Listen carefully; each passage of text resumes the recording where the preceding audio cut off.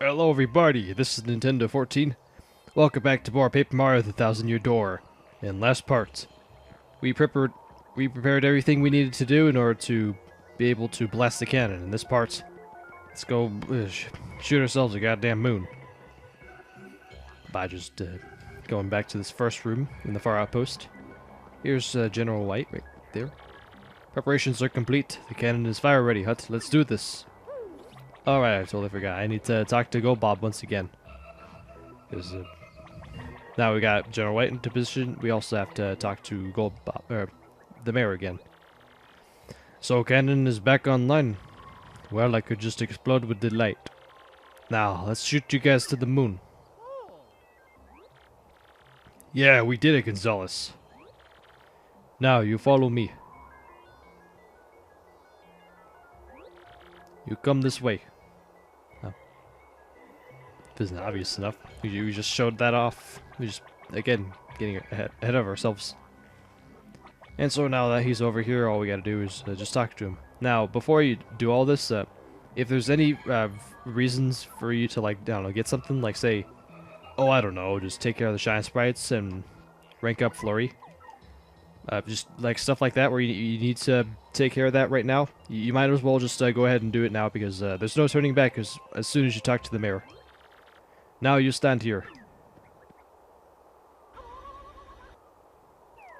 Oh, this part is so cool. And did I ever mention that I thought about this long and hard on what is my favorite chapter? And I came to a conclusion. This chapter. I mean, there's a lot of close calls with Chapter 3, 4, and 6, maybe 5. But I think this takes the cake, just because of the sequences in it here, and just what happens later on in this chapter. It's really, really cool. And I'll just experience more with that as we go along here. General White, this big bomb cannon ready. Let's leave it to me. Now, man, you know the drill. Load the big bomb cannon. Oh, hot. Oh. Boom. Now positions everyone. Yeller. And now they're gonna go into that one room where we can't go in there, but they can. But there, at least we still get to know what's inside it. Bring guidance system online. Bringing system online. System now online. System check. System check. All clear. Prepare for detonation sequence. Open outer hatch.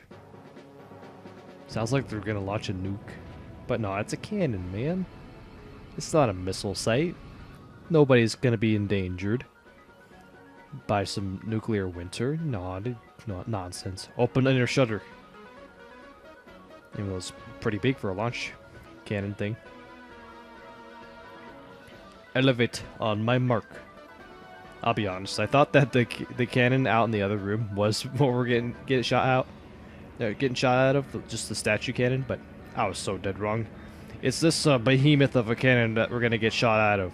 Oh yeah, look at that. A big old cannon. Must be like, I don't know, 500 feet.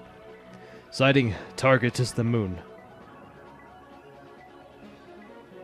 I don't see no moon. I see some hills. Direction 75.38. Elevation 54.66. Range 389,603. Took me a second time just to read that number.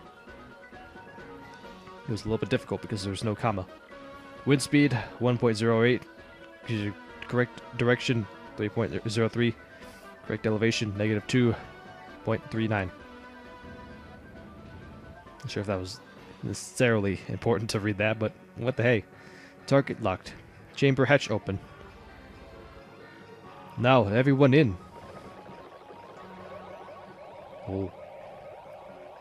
All those bombs. You didn't get to meet all those in their adventure, but good thing the mayor kept a huge stack of them. Close chamber hatch. It's crowded in here, boom. Stop pushing. I'll be all over in a bit. That's what you trained so hard for. To be cramped up in a cannon. And for all of you to explode. To ignite the cannon. Conditions all green. Stand by, okay? It is time. Big bomb cannon. Fire! Ooh. Of all the ways to get to space, that's one of the more extreme ways. We don't go into a space shuttle. No, we just get fired out from a cannon. But all the bombs are fine. They just fly into the air and parachute down. Good luck, Mario. Alright, no turning back now. It's just us and the Crystal Star and maybe Princess Peach, who knows. I just hope that... Oh. It's the same reason how Jimmy Neutron characters are able to breathe in space. I wish I knew the whole story, instead of just Carl singing. Anyways, here we are. The moon. Whoa, that was awesome. Man, who knew adventurers got to do stuff like that? I really gotta give other partners screen times. Oh well. Well, we're truly, really truly no fooling on the moon. Let's rock out, Gonzalez. Let's find the last Crystal Star and save Peach.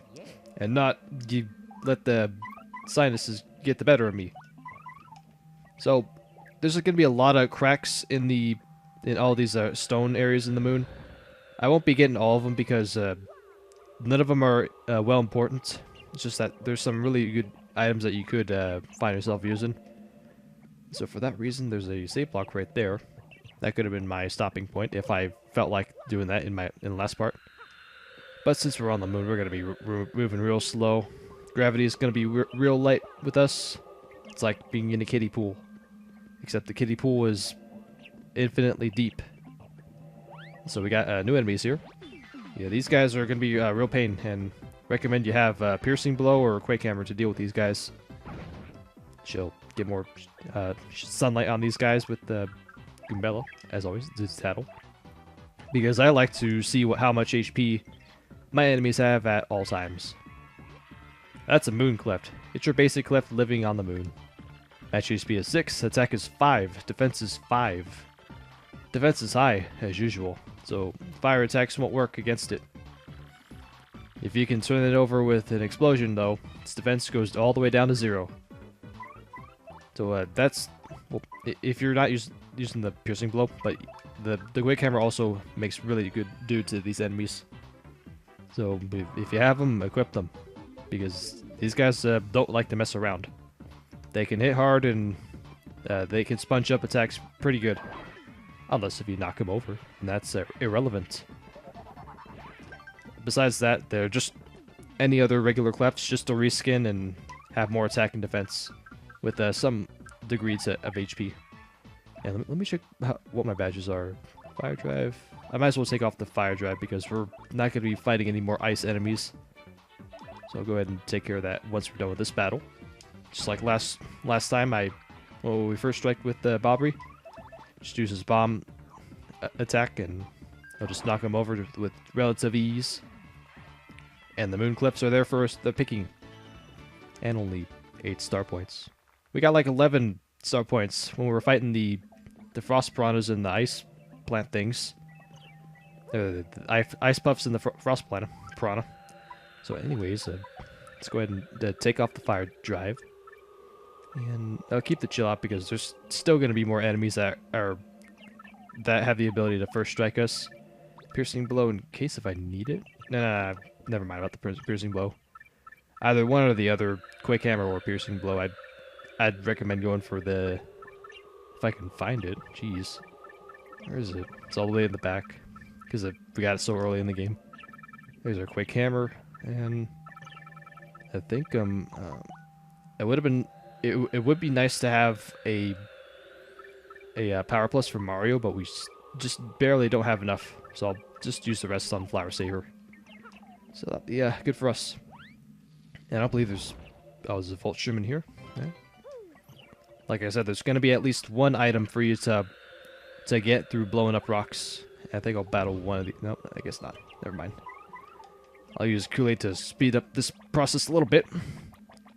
Unfortunately, these guys are going to cheat a little bit and they can run at normal speed. I guess they're just really used to the light gravity. They can move at normal speed because of it. It's like natural selection. So I think like I said, I'm not gonna go ahead and going around here and getting all of the cracked items, or items that you get from the rocks, because as I've already said, none of them are going to be important. I don't believe there's any more star pieces, and obviously there's no shine sprites out there, because if I'm well certain, we actually have all the shine sprites available to us in this game, and we got this yucks right there. We gotta hide behind this. Oh, there's another one off screen. Well then, I guess there's no better time but to show off these new and improved yucks. But I just gotta figure out a way to damage the cleft and also the yucks, and also get them to return. I guess that's not gonna happen. So I gotta get into the title from the Z yucks. I like the letter Z. To like Mega Man Z. Zero. Anyways, that's Z yucks. It's a genetic improvement on the original yucks. Match HP is 7, attack is 4, defense is 0. So you've been seeing that pattern quite a lot. Multiple mini Z yucks will appear to protect the main unit, as you'd expect. Sometimes they'll also restore HP to the main unit, which really burns me up. Doesn't have much HP, so those barriers often protect it from attacks. And luckily, because it has no attack or defense, one simple spin jump should take it down in one hit, as soon as assuming that you can get the commands right. And so they're no threat to you. And the same kind of goes for the cleft. And now I'm thinking about it, maybe I should have had the piercing blow. It's just for those cases where I only need to take down just one cleft. Oh well. I guess we'll just get a flower point back from a bingo. All the pointless, but hey, we'll get all we can. Because our audience really it takes a good boon to it. With that, yeah, another more 8 star points. And I hope that's the only battle that we need to do. Or we have to find ourselves taken. Oop, there's 3 of them. And that guy caught up to me. And it's my penalty for trying to jump to avoid him. When I forgot that I had the whatchamacallit, the chill out badge. Yeah, chill out badge. Jeez. I hope this works, because if it doesn't, then I'm gonna have to spend more time than usual. Because this badge is not this badge, but this star power. The more I use it, the more I feel like it's reliable. And usually star powers like these aren't so reliable, because they don't always work. But let's just give it a go. Why not? It's like how it slows down after the 5th, because there's just too much stuff on the screen. And so my guts are right. It paid off. And it just worked out so nice for us. And so I'm going to have to battle these guys, because it's going to be real tough to do anything with these guys around. So I think yeah, just get in the middle of this. So I'm recording this on a Monday. It's actually the Monday right. It's the Monday before I go out to LA. So chances are I might find myself just near the very end of this game before I even visit, or when I go out. So who knows? Maybe I could just find myself racing my way to the end of the game before I go out to LA the following weekend after this Monday. And yeah, another 8 star points. Jeez. Does that mean I just fight a few more enemies and I just get leveled up consistently? But nah, I'm not too bothered on fighting every enemy I see. Just the ones that are in the way. That are just really hard to dodge. Alright. Yeah, try to dodge it into my objective. That doesn't make any sense. Jeez. So what's more important is there's a fancy facility in the back. We just need to blow up this pipe and be able to access it. Rather suspicious building, wouldn't you say, old boy? Do be careful, eh? Question mark, question mark, question mark. I like the question mark, question mark, question mark facility. But this place it just looks so familiar. Who's that dude? Whoa, that's Mario. So, let's get him. Yeah, let's get him. No, they're not bastardized. Just elite X-Nauts. Oh, I gave away their name. Oh, who cares? They're X-Nauts and we gotta kill them. But first, let's get that also nice tattle. In no regards to the one in the back having a Thunder Rage. That's an elite X-Naut. This guy is a creme de la creme of X-Nauts. Match HP is 10, attack is 5, defense is 1. He'll use regular attacks, as well as boosting his attack or size. Elite X-Nauts are tough, but you must have to smack away until they go down. Sounds like a good plan, and I want to take down the one in the back in just one turn, because I don't want him to get an opportunity to use that Thunder Rage. It's like, what? I had it perfectly. Like, I saw the shadow that you're supposed to follow. But, just me in case where I have to really buckle down. I don't buckle down and I choke. Anyways, I gotta get some dignity with the spring jump. Come on. I gotta get it at least once. Okay, I guess I can't do it. And I can't supercard it either. I'll just do it the old-fashioned way. I'll just use the head bonk and down they go. 10 easy star points. It's actually a little bit more than what we've been fighting outside. Jeez. Yeah. Mario, if these X-Naut dweebs are here, that's totally it. Then the Crystal Star must be here. Too, don't you think? And Peach must be here too. We gotta find her, Mario. Right on. And lo and behold, I'd say like the most expensive hard block you could take. Only use it if you really feel like you need to, because 20 coins is kind of pricey. And Grotus is really smart for doing that, because it makes you really think: is it worth the 20 coins just to replenish, I don't know, 5 HP and a few FP? So for that reason, we're just gonna skip over it. I think we're okay without doing that. And so now I think could go with using the items that we got over outside, like the stopwatch. Wouldn't hurt to try. Oh, just one. That's fine, because I can just knock down this guy in the front, which we already damaged. Just like that.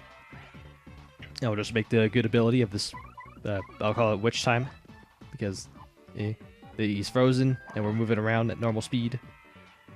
Why not call it a Witch Time? It's similar to that. And so it's actually the same battle that we had last time. And so we'll get a good level up. Yeah, good call on not taking the heart block. Yeah, and I think for the last time maybe I'll get my FP up, and then the rest should go to badge points, because unlike the first game, you can go far and beyond just 30 badge points. So you just keep going, and I think you can just go all the way up to 99. So we got a few more puzzles here, new puzzles here. Just keep track on where you need to go right here. No, I didn't go far to the right. So let me try that again. Just go right here. This way. There. Alright, just like that. Just memorize that and we can get ourselves the elevator key. And let's be thankful that it goes away after you get it. Super Shroom right there. Be sure to pick that up. In case if we really need to heal and we don't want to use the expensive art blocks. Just insert the elevator key right there. No other place to put it. You can just throw it out in the moon, but we can't do that. Or throw it outside. But what good would that do us? Anyways, let's go to level 1. I think we'll just explore to the first half, shall we? So let's head to the left here. Maybe the left is always a good starting point to go to. And of all things, they just have regular X-Nauts. They're just as weak as when we fought them back in Chapter 2. And so I think I ought to just knock down this elite X-Naut here. Just take both my turns. Just take my time here. And let's see if we can get it so that way we can steal that Super Shroom through the help of Miss Mouse. I was about to say, if he's just gonna waste the super shroom, but that's the other X-Naut's ability. They could use potions and just have status effects like this when they're increasing the attack. All right, perfect. Just got that just for safety instances. So we just steal that, just mug him. Yeah, what we just really did was mug him. We stole his stuff and then we knocked him cold. So with all that taken care of, get an HP plus badge too. Wow, thing, real generous now game. So anyways, now we're in this room. This won't do us too much right now because we just got in here and we need to explore more of this area before we can do anything more with that area. So getting to the right side here, there's a elite X-Naut of all things. I thought there was an enemy there, but fine, I guess we'll have an enemy there. Yeah, I think I'd ought to. Do I want now? Just have Coops do the shell top or the power shell, because that should be strong enough to take them all down, right? Right? Right. I'll just get only 5. Or the elite X-Naut won't buff it up a little bit, or is it just the regular X-Nauts weighing it down? Anyways, we got there's a key right here. Let me check this out. Access code key. We can't do with anything with this as of right now. Although you could just go to like a guide or anything like that from online, or if you have the player's guide like I do, you just look for the code in there. But for all sakes, I'm gonna show off where you usually find the code before you head in there. So I'm gonna go to sub-level 2 and check out what's there next. If I had ever brought up the fact that we're in the area where Peach is being held, so all this just looks so familiar. Just the layouts and everything, really. So we got more new enemies. Don't kill them. Even though he's got the spite pouch. Just to take care of this. There's obviously gonna be a lot of new enemies here. Some that we've seen during the Peach events. But now we're finally getting to battle some of these guys that we saw in the Peach events. So that's an X-Naut PhD. Guys like this invent all the annoying things we fight. Match HP is 9, attack is 4, defense is 0. He likes to throw breakers of chemicals, or throw beakers of chemicals. The chemicals do all kinds of stuff, like making things huge or burning people. He may also use potions to heal himself or make himself impossible to hit. X-Naut PhDs are really annoying, so take them out before they boost themselves. They're kind of like in a way of the witches from Minecraft. Or if you like to make potions or splash potions or all that, that's what it really feels like. So we take down that guy, so that way you can't use the sprite pouch. I just hit my controller. So just made that noise for nothing. And so we could just have the ability to just take this guy down just both of our turns. Just also conveniently nice for us. Get yet another 8 star points. Again. That's gonna be a thing with me. See, that's why I haven't been doing much battles, because they're not giving me much not HP, but they're not giving me much star points. It's always just what's the point? Even though a little bit counts, but it's just too little to count, really. So this little maze puzzle thing, it's a lot more easier because you can tell a lot better where the things are. Plus, it's written on the wall right there. So you get a sheep. Oh, sleepy sheep. I don't need that. Just too late in the game to be having items like those. Because then we can buy them from the very first store that you go to. And so now this is I believe this is the biggest area in the X-Naut Fortress. Is the sub-level 2. And all this is also more familiar. Is this room we're in right here? This is the potion where not potion, but the room where Peach made the potion, and she went shrieking, but invisible. So there's no so that way there's nudity, but not really. Anyways, we'll just skip the bingo. What's the point? And alright, I had that super card. We'll just make do with these guys and just move on. I don't believe there's anything in this area. Just the X-Naut that's just guarding this area for whatever reason. If memory serves me right, that or there might be some notes here that we could that could be really useful for us. Keep the workspace orderly. I think one of these should be important to us. I have some stuff to do, so I'm not coming into work tomorrow. And that's that. Really? Maybe this one. Notice of new seminar topic. Your potion. Participation is not voluntary.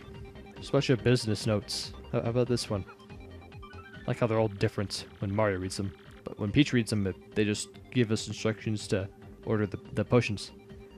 When leaving the lab, always do all your all-point inspection in the loudest voice possible. Okay.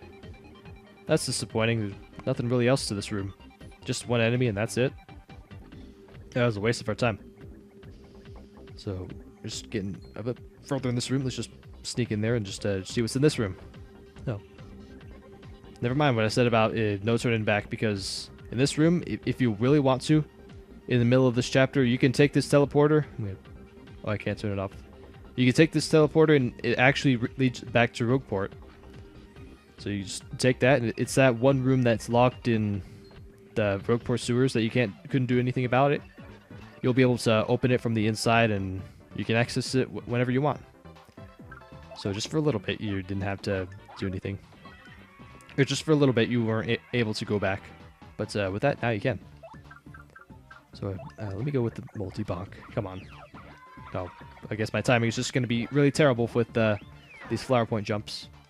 And because of that, I deserve to get shrunken and my attack bar being cut. That's okay. Just Mario and Goombella enough are just good enough. And pay attention to my action commands, because some of you guys are just you missed the action command. And just nitpick about that. But I promise it won't happen again. So here we get to a more important room, because not only that there's a battle, but you also get a like a little shutter door you can spring jump into. So I'll be sure to take care of that once we make do with all these enemies too. I think I'll just use my shooting star. I really don't care. Plus I never found a good opportunity to use this thing. So why hold on to it when you can use that at some point, really? Right? So just really quick do with all these enemies. So no need to cut that much. That works out for you guys. Or if you guys really want to take your time with those battles and pause the video anyways, you could go ahead and do that. But I believe also up here, if you go up here, there's actually a star piece somewhere in here. I think it might be the only one, if I'm not mistaken. I think it's on the very far left right here. And there's also a really important thing that you could go ahead and get. So make sure you do a little bit of geography in here, and make sure you drop down the right little passageway area, because right here we can get a cog. That'll be really important for us in that other room. So that means let's just go back there and that one room that we had with the cogs. Let's just go back to that. If I could find the whatchamacallit, the elevator. There it is. I think this might be the last thing we do in this video, because there's just a lot to this area, and there's no way we're going to be tackling it down all in one video. No, that would go for another half hour. So that's my reasoning behind that. And did I go far too up? Yes, I did. Let me go back down. Overshot by one level. Sub-level 1. And so this is going to be really important to us either at some point in this chapter, whether if you want to just not have to deal with status of inflictions because of the X-Naut PhDs. You just come here and do something that's gonna help you out really good. Because there's also another star point, or star piece. Why am I getting those mixed up? I say star piece as a star point, and the star point for a star piece. All right, so we got 3 badges here. No, 2 badges and 1 star point. Star piece. So the crane will move left as long as you hold down A. then the crane will move backwards as long as you hold down B. Use the crane to get the stuff you want, and all the good stuff we want. Just hold down A. This crane game is so much easier than the ones you find in real life, because unlike the ones in real life, the items retract to the crane, and they actually stick. If this was a real life crane, if it was really shaped like that, it wouldn't be able to grab a thing. Just how demented the items are, and they just easily slip out. So it'd be so much easier if the cranes that we had in real life, if they all had like, I don't know, like eight claws, and they're just clawing the item from like almost any direction possible, or like every direction possible. It would just make these crane games just they won't feel like a scam. So anyways, we got one of two very useful badges here. This is the Feeling Vine. This returns from the original Paper Mario, and it makes Mario immune to poison, dizziness, almost all of these status inflictions that you could possibly get. We're gonna get into a lot of enemies later on in the game that are gonna try and do that to us, and just having those badges equipped, it'll be a really good lifesaver for us as battles drag out. So that way you don't have to just deal with having to either be immobilized or just having your HP being slowly chipped away. So these are very worthwhile badges to have because of those reasons. And getting the Feeling Fine badge P, which is the version for your party member, twice as useful. So that way you and Mario and your party member can stay in the long haul without having to deal with any hindrances. And so with that, we knocked down the getting through here with the from the moon, and we just knocked down a really good first half of this area. So with that, tune next time for part 3 of Chapter 7, as we're going to be delving deeper into the X-Naut Fortress, and maybe finding the whereabouts of Peach and the last Crystal Star. So till then, I'll see you guys next time.